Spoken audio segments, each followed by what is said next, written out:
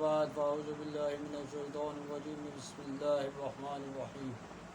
السلام علیکم ورحمۃ اللہ وبرکاتہ۔ موضوع حاضرین و ناظرین، آج ہم انشاءاللہ العزیز اپنے 63ویں سلسلے کا آغاز کریں گے۔ گزشتہ سلسلے میں ہم نے آیت نمبر 25 سورہ بقرہ کا بیان شروع کیا تھا، جس کے فائدے اور اس کے اعتراض اور ان کے جوابات آج ہم انشاءاللہ العزیز مکمل کریں گے۔ تو سب سے پہلے فائدہ ہم اختصار بیان کرتے ہیں کہ اس آیت سے بہت سے فائدے حاصل ہوئے، جن میں سب سے پہلا یہ ہے کہ ہمیں یہ معلوم ہو گیا کہ جنت کو اللہ رب العزت نے پیدا فرما دیا ہے،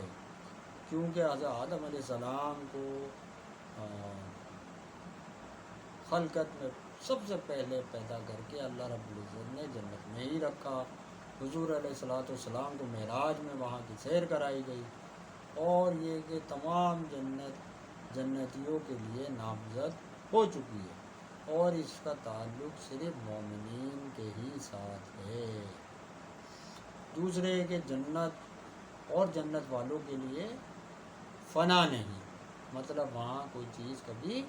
ختم نہیں ہوگی، بلکہ وہ ہمیشہ باقی رہنے والی ہے۔ تیسرا یہ فائدہ حاصل ہوا کہ اعمال ایمان کا جز نہیں ہے، اسی لیے اللہ رب العزت نے ایمان کے ساتھ اعمال کو جب بیان کیا تو اس کو دونوں کلمات کے درمیان عطف کو داخل فرمایا، جو کہ غیریت کو ظاہر کرتا ہے، یعنی ایمان اور عمل کے درمیان حرف عطف کا استعمال فرمایا۔ اب اگر کوئی مومنین بغیر عمل کیے اس دنیا سے چلے جائیں تو وہ بھی انشاءاللہ العزیز جنت میں جائیں گے، اور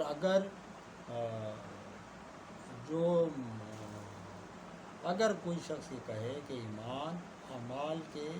ساتھ جڑا ہے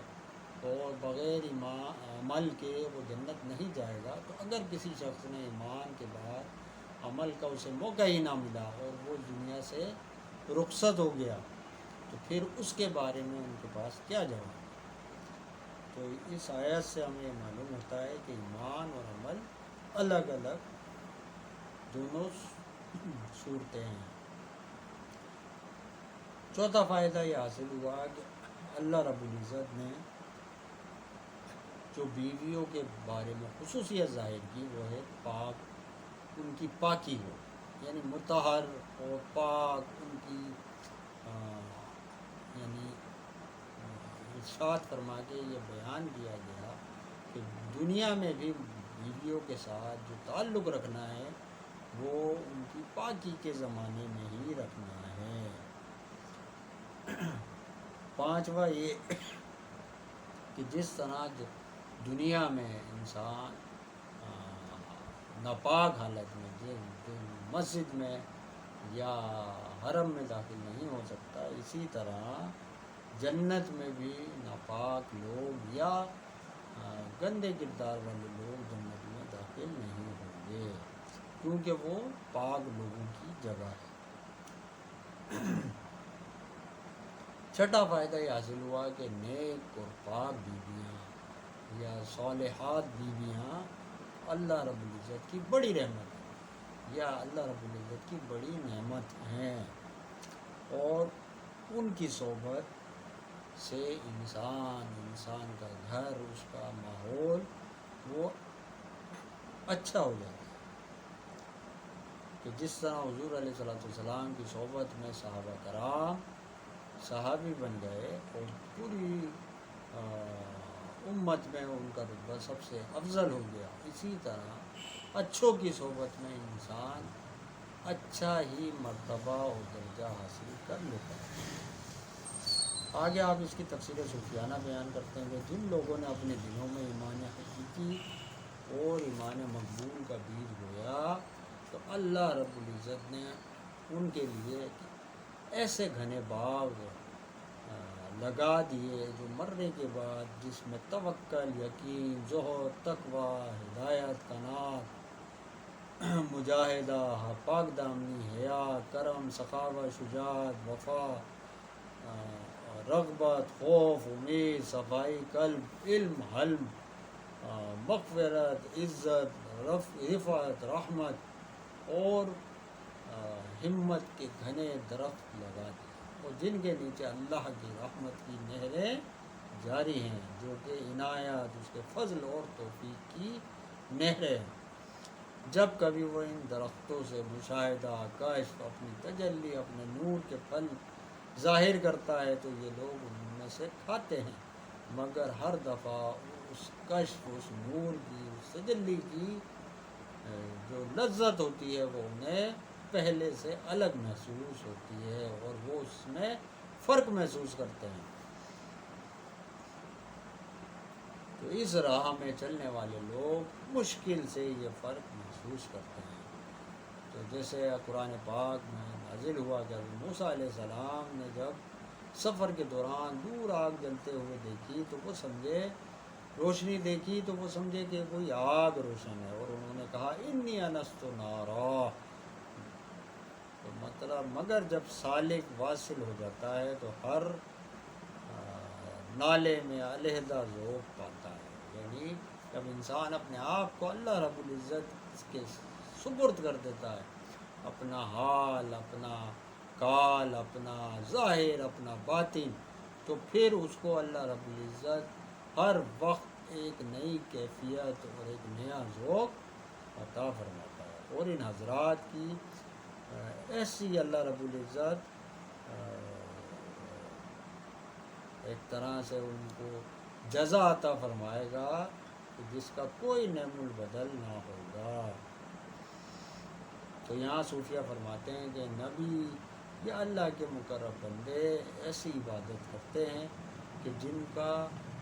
شکل و صورت تو ہمارے جیسی ہوتی ہے، عام انسانوں جیسی، لیکن وہ ہم سے کہیں زیادہ افضل مقام اور درجہ رکھتے ہیں، کیونکہ ان کی چھوٹی سی بھلائی، چھوٹی سی نیکی ہمارے پہاڑ کے برابر سونا صدقہ کرنے سے بہتر ہے۔ تو ہم چاہے بہت بڑی نیکی کر دیں، بہت بڑے اچھے اعمال کر لیں، لیکن وہ لوگ جو نیکی کر گئے وہ ہم اس کا مقابلہ کبھی نہیں کر سکتے۔ تو پہلا اعتراض، پھر آپ آخر میں اعتراضات بیان کرتے ہیں کہ اس آیت سے معلوم ہوا کہ جنتی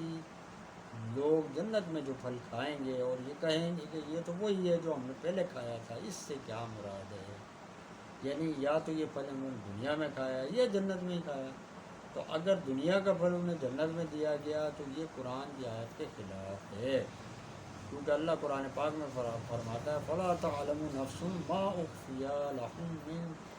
قُرَّةِ أَعْيُنٍ، یعنی اللہ پاک انہیں جنت میں وہ نعمتیں عطا فرمائے گا کہ جو کسی آنکھ نے دیکھی نہیں ہے، وہ ابھی تک سے پوشیدہ ہیں۔ اسی لیے حدیث پاک میں فرمایا گیا کہ جنت میں نیک بندوں کے لیے وہ نعمتیں ہیں جو کسی آنکھ نے دیکھی، نہ کان نے سنی، نہ کسی کے خیال میں آئی۔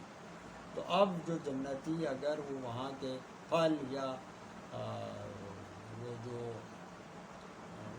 وہاں پہ جو نعمتیں اللہ پاک انہیں عطا کرے گا ان کو دیکھ کے وہ اگر یہ کہیں گے کہ یہ تو دنیا کے پھلوں جیسی ہے تو یہ تو غلط ہو گیا،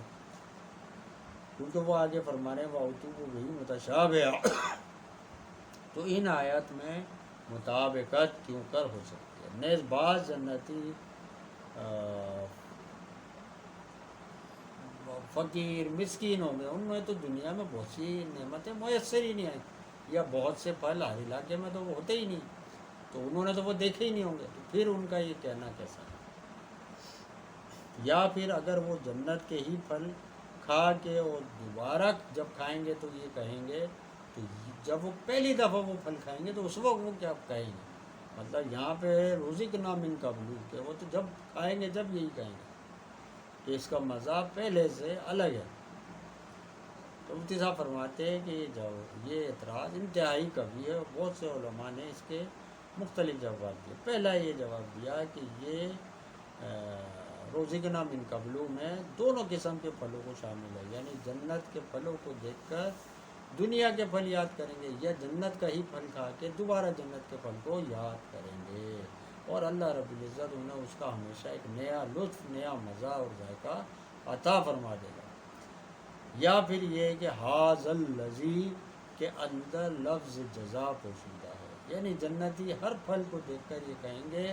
کہ یہ ان اعمال کا بدلہ ہے جو ہم نے دنیا میں کیے تھے، جیسا کہ حدیث شریف کا بھی مضمون ہے کہ حشر میں، قیامت میں بہت سے اعمال مختلف شکلوں میں ظاہر ہو کے آئیں گے، تو اللہ پاک ہو سکتا ہے ان جو اعمال ہم نے اچھے یہاں کیے ہیں جنت میں وہ پھلوں کی شکل میں ہمیں مل جائے۔ تو اس وجہ سے بھی جنتی وہ جو رزقنا من قبل کے بارے میں کہہ رہے ہیں، ہو سکتا ہے وہ اپنے نیک اعمال کو یاد فرما رہے ہیں کہ یہ ان کی جو شکلیں ہمارے نیک اعمال کی صورت میں ظاہر ہو گئے۔ دوسرا اعتراض مفتی صاحب بیان کرتے ہیں کہ اس آیت سے معلوم ہوتا ہے کہ بغیر اعمال جنت میں داخلہ نہیں، کیونکہ یہاں جنت کی خوشخبری ایمان اور عمل دونوں کے ساتھ متعلق کی گئی، حالانکہ مسلمان یہ مانتے ہیں کہ جنت بغیر اعمال کے نہیں مل سکتی۔ مفتی صاحب اس کا جواب دیتے ہیں کہ یہ خوشخبری صالحین کے لیے بلا قید نازل ہوئی، یعنی صالحین کے لیے یہ قید نہیں لگائی گئی کہ وہ ایمان اور اعمال کے ساتھ ہی جنت میں جائیں گے، بلکہ گناہ گار مسلمانوں کے لیے ارادہ الہی کی قید کے ساتھ اس کو رکھا گیا، یعنی اللہ چاہے گا تو اپنے گناہ گار بندوں کو اعمال کے ساتھ یا بغیر اعمال کے جنت میں لے جائے گا، اور ان کے گناہ یا تو بخش دے گا اور یا پھر انہیں سزا دے کے جنت میں لے جائے گا۔ تیسرا اعتراض آپ یہاں بیان کرتے ہیں کہ ہندو لوگ یہ فرماتے ہیں کہ جنت میں تمام مرد ہوتے ایک ہی عمر کے ہوں گے، ایک ہی شکل کے ہوں گے، ایک ہی جسامت کے ہوں گے، نہ کوئی بوڑھا ہوگا، تو ہم جو ان کا ایک عقیدہ ہوتا ہے کہ جس کے اندر روح وہ ایک جسم سے دوسرے جسم میں منتقل ہوتی رہتی ہے، اسے وہ آگوان کا نظریہ کہتے ہیں، یعنی ایک جنم، دوسرا جنم، تیسرا جنم، تو وہ کہہ رہے ہیں کہ یہ بھی اسی طرح جنت میں ہوگا کہ انہیں اللہ رب العزت جب دوبارہ جسموں میں بنائے گا ایک جیسی شکل صورت میں، تو وہ ہمارے ہی نظریے کی تائید ہو رہی ہے۔ تو مفتی صاحب اس کا جواب دیتے ہیں کہ مسلمانوں کا عقیدہ یہ ہے، جواب اس مسئلے کی تحقیق ہم انشاءاللہ عصائے موسوی کے ذکر کے موقع پہ کریں گے، یہاں صرف اتنا سمجھ لو کہ یہ جو جسامت یا عمروں کا بدلنا ہے یہ واقعہ ہے، لیکن روح کی تبدیلی ناممکن ہے، یعنی اللہ رب العزت ان کے جسموں کو جوان کر دے گا، خوبصورت کر دے گا، ایک جیسی عمر کر دے گا، لیکن ان کی روح میں کوئی تبدیلی نہیں ہوگی، جبکہ تم لوگوں کا یہ عقیدہ ہے کہ جب ایک روح دوسرے جسم میں یا دوسرے جنم میں جب جاتی ہے تو وہ خود بھی تبدیل ہو جاتی ہے، مطلب وہ کبھی ایک انسان کی شکل میں، تو دوسرے جنم میں وہ کسی جانور کی شکل میں چلی جائے گی، وہ خود جانور بن جائے گی، کیونکہ وہ یہ نہیں کہتے یہ لوگ کہ وہ جب ایک دفعہ انسان سے دوبارہ جانور کی شکل میں آ رہا ہے تو وہ اس کے اندر انسان کی ہی روح ہے، بلکہ وہ یہ مانتے ہیں کہ اب یہ جانور ہی بن گیا، اس کی روح بھی جانور ہو گئی۔ تو مسلمان کبھی یہ نہیں کہتے کہ ہماری روح میں کوئی تبدیلی ہو، اللہ رب العزت جس طرح ہم پہلے پیدا کر رہا ہے اور ایک نظام کے تحت ہم جوان ہوتے ہیں، بڑھاپے میں داخل ہوتے ہیں، لیکن جب ہم دوبارہ زندہ ہوں گے حشر میں تو اللہ رب العزت سب کی عمریں ایک جیسی کر دے گا، شکل و صورت کو بڑھا دے گا، اور جب ہم جنت میں جائیں گے تو اور مزید نعمت حسن و جمال جنتیوں کو عطا کر دیا جائے گا، تو اس میں روح کو کوئی تبدیلی یا اس کے اندر کوئی ایک الگ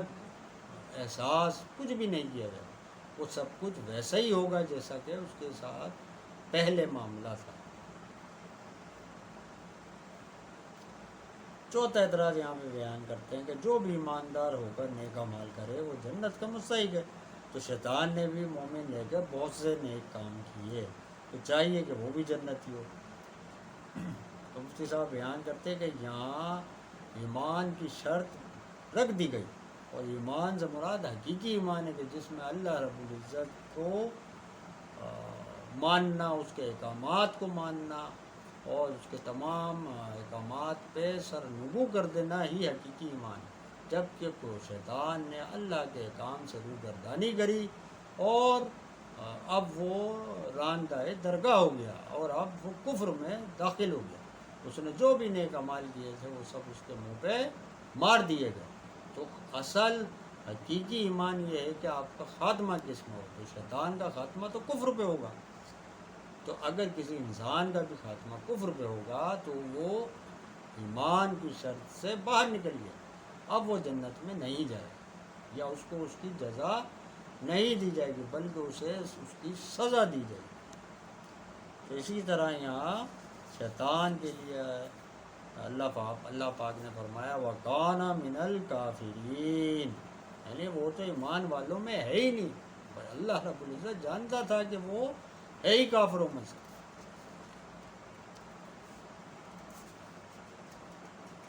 پانچواں اعتراض کہ جنت قیامت کے بعد دی جائے گی اور اسے اتنا پہلے پیدا کرنے کی کیا وجہ تھی؟ کیونکہ جب چیزیں اتنی جلدی پیدا کر دی جائیں تو ایک خاص عرصے میں ان کے اندر تبدیلی یا خرابی پیدا ہو جاتی ہے۔ دوسرے یہ کہ پرانی چیز کمزور اور خراب ہو جاتی ہے۔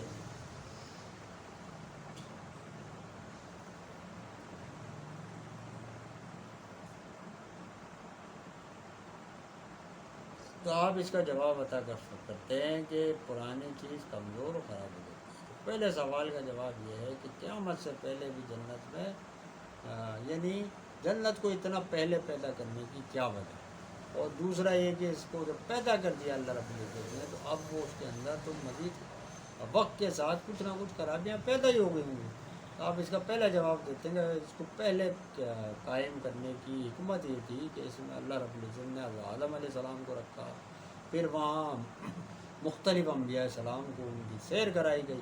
آج بھی تو انبیاء السلام وہاں پہ رہ رہے ہیں اور بہت سی اللہ رب العزت کے ملائکہ، حوریں، غلمان وہاں پہ مخلوقات کو رکھا گیا جو ہر وقت اللہ تعالیٰ کی تسبیح و تحلیل میں مصروف ہیں۔ اسی طرح جو مسلمان شہید ہو جاتے ہیں ان کی روحوں کو بھی وہیں رکھا جاتا ہے۔ اور حضور علیہ السلام نے بہت سی نعمتیں، بشارتیں جنت کے بارے میں عطا فرمائی، اس لیے اسے پہلے پیدا فرمانے میں بہت سی حکمتیں اور فوائد حاصل ہوئے۔ پھر دوسرے سوال کا جواب کہ یہ اتنی پرانی یا وقت کے ساتھ اس کے اندر خرابیاں پیدا ہو جائیں گی، تو آپ فرماتے ہیں کہ یہ انسان یا جو ہمارا جو یہ نظام دنیا ہے، جو نظام عالم ہے، اس کے اندر جو جسم عنصری ہوتی ہے، جو عناصر سے جسم بنتے ہیں، چیزیں بنتی ہیں، ان کے اندر وقت کے ساتھ تبدیلی، تغیر یا خرابی پیدا ہوتی ہے۔ جنت کیونکہ غیر عنصری چیز ہے، وہ کسی عنصر سے اللہ نے جس عالم سے اس عناصر سے اللہ پاک نے اس عالم کو بنایا، جنت کو اس سے نہیں بنایا، اپنے نور سے اس کو تخلیق فرمایا، اور وہ غیر عنصری چیز ہے تو وہ کبھی خراب ہی نہیں ہو سکتے۔ جیسے چاند، سورج، ستارے، زمین، کیا یہ کبھی خراب ہوئے؟ یہ تو ہزاروں سال سے بنے، تو جب وہ خراب نہیں ہوئے تو جنت میں کیسے خراب ہوں گی یا اس کی نعمتیں کیسے خراب ہوں گی؟ پھر ایک اور اعتراض بیان کرتے ہیں کہ جنت میں دریاؤں کو رکھنا چاہیے تھا، وہاں نہروں کو کیوں رکھا گیا؟ کیونکہ دریا بڑے ہوتے ہیں، کبھی ہوتے ہیں، تو نہریں تو چھوٹی ہوتی ہیں۔ تو آپ نے فرمایا کہ جنت ایک باغ ہے، باغ کے اندر ہمیشہ ایسا پانی دیا جاتا ہے جس کو آدمی اپنی مرضی سے دے سکے، اور مرضی سے پانی دینا، روکنا یا دینا وہ نہروں کے ہی ذریعے ممکن ہے۔ تو اس لیے جنت میں دریا نہیں، نہریں ہی، کیونکہ وہاں بہت سے محلات ہیں، بہت سے باغات ہیں، اور ان سب میں دریا نہیں جا سکتا۔ دوسرا ہے کہ دریا میں طغیانی اور خوف اور تباہی کا خدشہ رہتا ہے، جنت میں یہ تمام خوف نہیں ہے۔ اور پھر وہی کہ نہر کا پانی ہم اپنی مرضی سے ہمارے قبضے میں ہوتا، ہم جتنا چاہتے ہیں لے لیتے ہیں اور جتنا چاہتے ہیں اسے روک لیتے ہیں، دریا کے اندر قبضہ نہیں ہوتا۔ آخری نقطہ بیان کرتے ہیں کہ دریا سے براہ راست باغوں کو پانی دیا ہی نہیں جاتا، بلکہ دنیا میں بھی یہی نظام ہے کہ باقاعدہ کھیتوں میں باغوں میں نہروں کے ذریعے ہی پانی لایا جاتا ہے۔ تو جنت میں بھی اسی لیے اللہ رب العزت نے نہروں کا نظام رکھا بجائے دریاؤں۔ تو یہاں آج آیت نمبر 25 کا بیان مکمل ہوتا ہے۔ اگلی آیت ہے آیت نمبر 26۔ ان اللہ لا یستحی ان یضرب مثلا ما بعوضة فما فوقها فاما الذین آمنوا فیعلمون انه الحق من ربهم واما الذین کفروا فیقولون ماذا اراد اللہ بهذا ماذا اراد اللہ بهذا مثلا یضل به کثیرا ویہدی به کثیرا، کہ بے شک اللہ سے اس سے حیا نہیں فرماتا کہ مثال سمجھانے کو کیسی ہی چیز کا ذکر فرما دے، چاہے مچھر ہو یا اس سے بڑھ کر۔ تو وہ جو ایمان لائے وہ تو جانتے ہیں کہ ان کی رب کی طرف سے حق ہے، اور کافر کہتے ہیں ایسی کہاوتوں میں خدا کا کیا مقصد ہے، اللہ بہتروں کو اس سے گمراہ کر دیتا ہے، یعنی اللہ بہت سو کو اس سے گمراہ کر دیتا ہے اور بہت سو کو ہدایت دے دیتا ہے۔ تو سب سے پہلے تعلق بیان کرتے ہیں کہ قرآن پاک کی حقانیت کا بیان ہو چکا، کفر و جزا و سزا کا بیان ہو چکا، اور اب ان شبہات کا ذکر کیا جا رہا ہے جو کہ کفار یا منافقین قرآن کے بارے میں یا اللہ رب العزت کے کلام کے بارے میں کیا کرتے تھے۔ تو اب ان کو بیان کرنے کے لیے یہ آیتیں نازل کی۔ دوسرا تعلق کہ پچھلی آیت میں جنت نیک مومنوں کا ذکر تھا، اب فرمایا جا رہا ہے کہ مومن وہ ہے جو قرآن کریم کی تمام آیتوں پہ آنکھیں بند کر کے بلا چو چرا ایمان لے آتا ہے۔ اس کے شان نزول کے بارے میں آپ روایت بیان کرتے ہیں، سیدنا عبداللہ ابن عباس بیان کرتے ہیں کہ جب قرآن کریم میں بتوں کو مکڑی کے جالوں سے تشبیہ دی گئی تو یہودی اور کفار نے کہا کہ قرآن کریم یہ کیسے خدائی کتاب ہو سکتا ہے کہ اس میں اتنے حقیر یا چھوٹے جانوروں کا ذکر فرمایا گیا۔ تو ان کی تردید میں یہ آیت کریمہ نازل ہوئی۔ یا بعض علماء فرماتے کہ منافقین کے متعلق جو پہلے گزشتہ آیات گزر چکی جس میں کہاوت آگ، بارش اور بادلوں کی بیان کی گئی مثال، اس کے بارے میں منافقین یا مشرکین بحث کرتے تھے کہ اللہ رب العزت یہ کیسی مثالیں یا کہاوتیں بیان کر رہا ہے، یہ تو خدا کا کلام لگتا ہی نہیں۔ تو ان کے رد میں یہ آیتیں نازل ہوئی۔ خیر بہرصورت مرتضیٰ فرماتے ہیں کہ یہ اس پہ سب کا اتفاق ہے، یہ آیتیں کفار یعنی مشرکین، اہل یہود، عیسائی اور منافقین کی رد میں ہی نازل کی گئی ہے۔ پھر آپ اس کی تفسیر شروع کرتے کہ ان اللہ لا یستحی، تحیی حیا سے بنا جس کے معنی ہوتا ہے شرم و غیرت، یعنی جب بدنامی اور برائی کے خوف سے دل میں کسی کام سے آدمی کے رکاوٹ پیدا ہو جائے تو یہ رکاوٹ پیدا ہونے کو حیا کہا جاتا ہے۔ یہ ایک درمیانی حالت ہے، اور اس کے ساتھ جو دو حالتیں ہوتی ہیں وہ کون سی ہوتی ہیں؟ ایک ہوتی ہے خجالت اور ایک ہوتی ہے دقاہت۔ تو خجالت شرمندگی ہے کہ جس کے اندر آدمی کام کر کے برائی کر کے شرمندہ ہوتا ہے، اور دقاہت وہ ہے کہ جس میں آدمی برائی کر کے بے شرمی کا اظہار کرتا ہے، یعنی اپنے گناہ پہ اسے شرم محسوس نہیں ہوتا۔ تو ان دونوں کے بیچ کی کیفیت ہے حیا، اور وہ اس کی تعریف یہ ہے کہ جو ہمیں برائی یا ایسے کام سے جو لوگوں کی نظروں میں برا ہو، جب ہم اس کو کرنے جا رہے ہوں تو ہمارے دل میں اس کے خلاف جو رکاوٹ پیدا ہو اسے حیا کہتے ہیں۔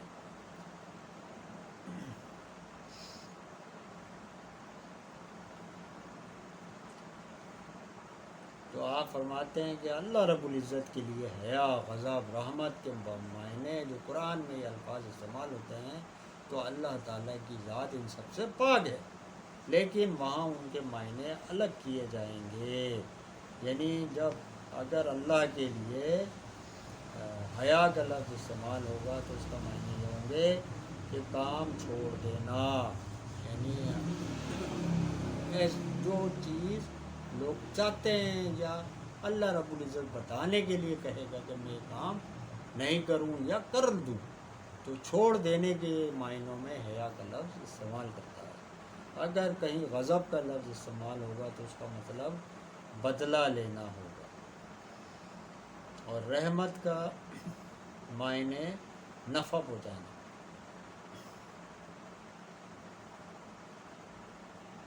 تو حیا نہ فرمانے کے معنی ہیں ان مثالوں کو نہ چھوڑنا. یعنی اللہ تعالیٰ فرما رہا ہے عرف شک کے ساتھ کہ لوگ اس کا انکار کر سکتے ہیں، اسی لیے ان اللہ سے اس کو شروع کرا اپنے اسم ذات کے ساتھ کہ لا یستحیی، کہ اللہ ایسے کام چھوڑتا ہی نہیں، یہ کہ اللہ کو ایسے کاموں سے حیا نہیں آتی. یعنی اللہ پاک اپنی ذات کے بارے میں فرما رہا ہے کہ میں ایسے کام نہیں چھوڑتا، ایسی مثالیں دینا نہیں چھوڑتا. آئیں ید ربا میں درابن میں بنا ہے درابن سے، جس کے معنی ہیں مارنا، چلنا، مثال بیان کرنا. تو یہاں تیسرے معنی ہیں یعنی مثال بیان کرنا. تو مثال کی تحقیق ہم پہلے کر چکے ہیں، یعنی ایسی کہاوت جو عجیب و غریب ہو اور مضمون کو سمجھنے میں آسانی مہیا کرے، اس کو مثال کہا جاتا ہے. یہاں ماں کا جو لفظ استعمال ہوا اس کا لفظ تنکیر ہے، جس کے معنی ہے مثلاً کا ابہام، اور بھی زیادہ ہو گیا. تو مثلاً کے معنی کہاوت، اور مثلاً ماں کے معنی ہے کوئی سی بھی کہاوت. یعنی اللہ رب العزت نے ماں کا استعمال فرمایا.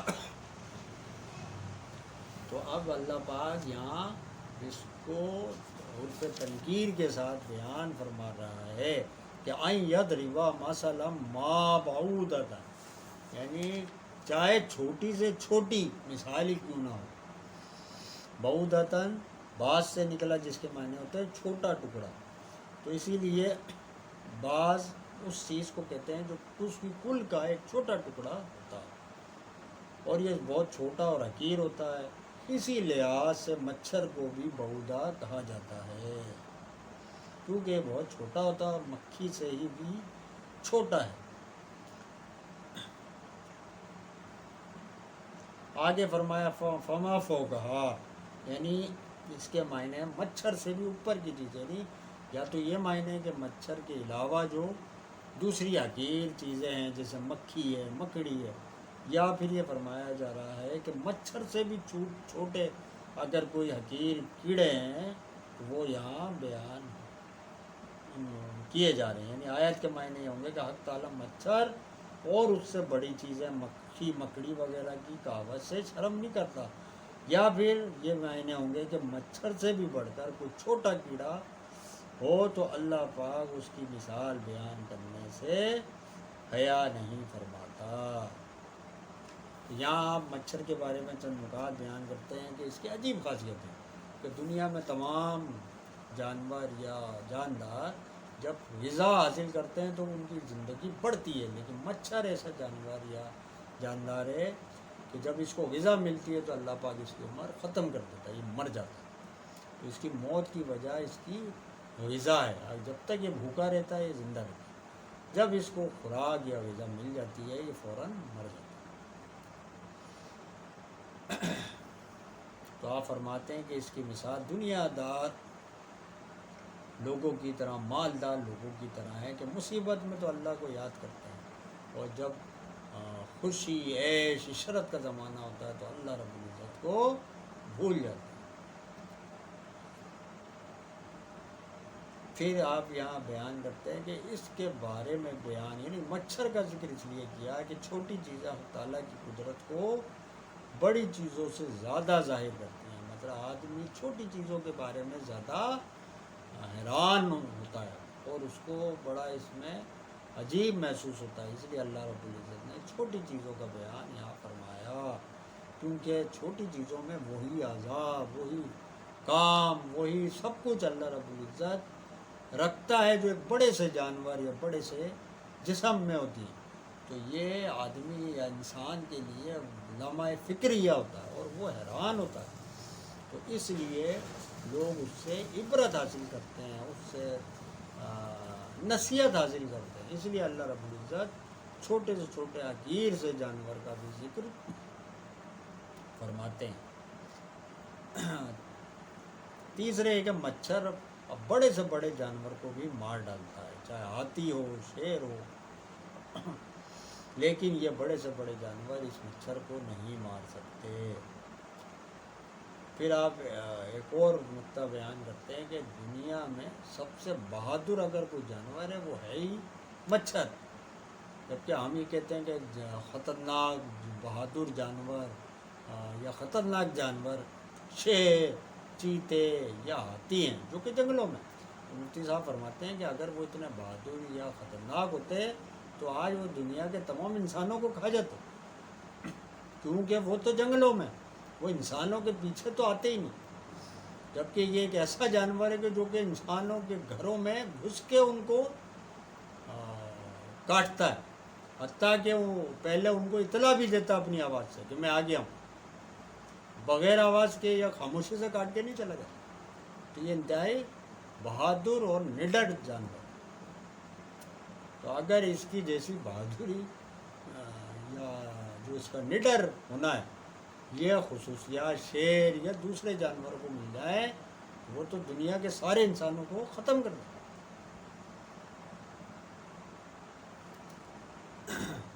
پھر آپ پانچواں نقطہ بیان کرتے ہیں کہ دنیا کے بڑے سے بڑا بادشاہ یا شخص، امیر کبیر، وہ بھی مچھر کے ہاتھوں عاجز ہو جاتا ہے۔ اور اس کی مثال نمرود کی ہے کہ نمرود بادشاہ اس ایک مچھر کی وجہ سے اس نے اپنے سر پہ کئی 100 جوتے لگوائے اور آخر کار ہلاک بھی اسی مچھر کی وجہ سے ہوا۔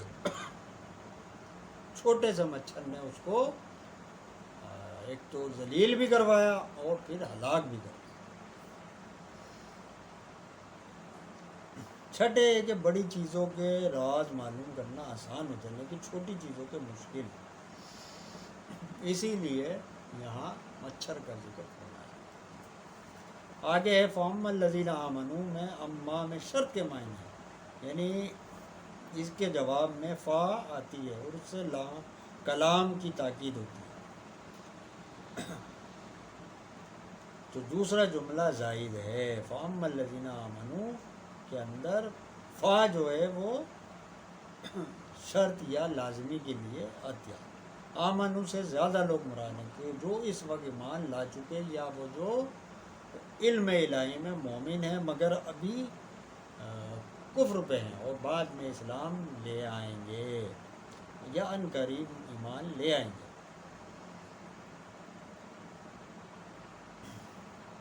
فَيَعْلَمُونَ أَنَّهُ الْحَقُّ حق کے جنمانا، صحیح ہونا، ثابت ہونا، واجب ہونا۔ تو یہاں پہلے دو معنی مراد ہیں، یعنی صحیح اور ثابت ہونا، یعنی مثالیں دینا صحیح ہے اور یہ بالکل درست ہے اور یہ اتنی مضبوط ہیں کہ ان کے انکار کی کوئی گنجائش ہے ہی نہیں۔ تو حق اور صداقت میں فرق یہ ہے کہ صدق یعنی سچ وہ ہے جو واقعے کے مطابق ہو، اور حق یعنی صحیح وہ ہے جو واقعہ اس کے مطابق ہو۔ من ربہم، اس سے معلوم ہوا کہ مومنین ان جیسی مثالوں کی وجہ سے قرآن کے کلام الہی ہونے کا انکار کر ہی نہیں سکتے۔ مطلب جو مومنین ہیں ان کے دل میں کبھی اس کے بارے میں کوئی شک پیدا ہوتا ہی نہیں۔ یہ تو گستاخ یا کفار یا مشرکین یا منافقین کے ہی دلوں میں شک پیدا ہوتے ہیں۔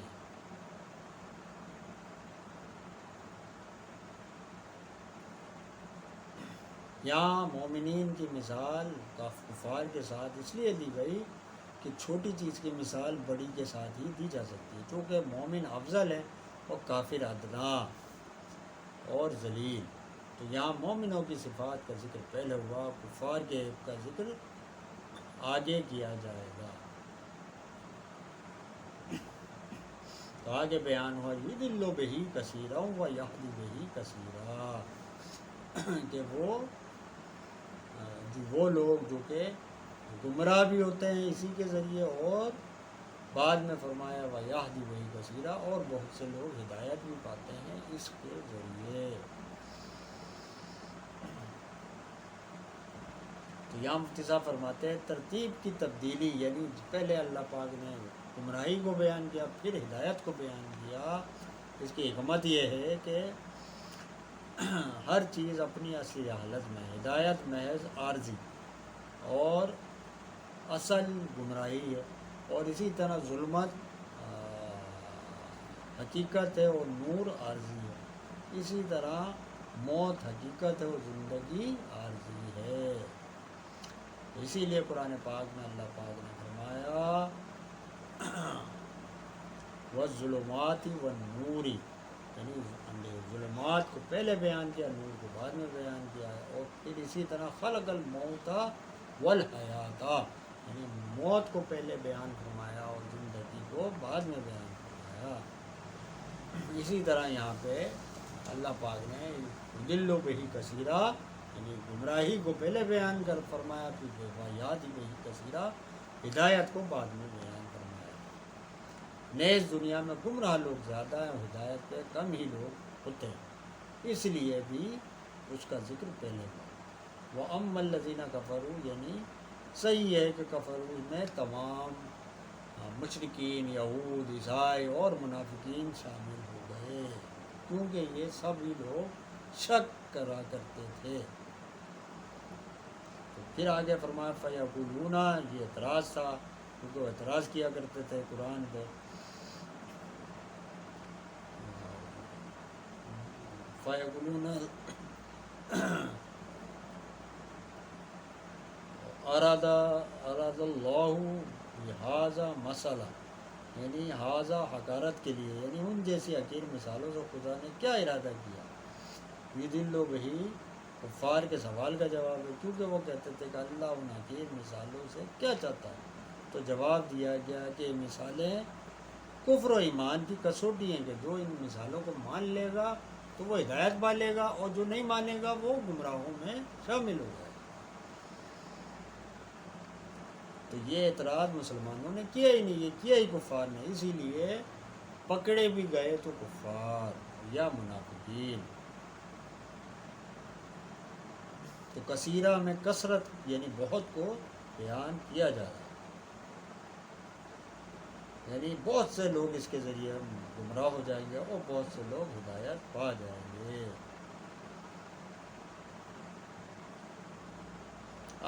آگے کا بیان ہم انشاءاللہ العزیز اپنے کل کے پروگرام میں مکمل کریں گے. اللہ رب العزت سے دعا ہے کہ ہمارے پڑھنے کو، آپ کے سننے کو اپنی بارگاہ میں قبول و منظور فرمائے. وما علینا الا البلاغ.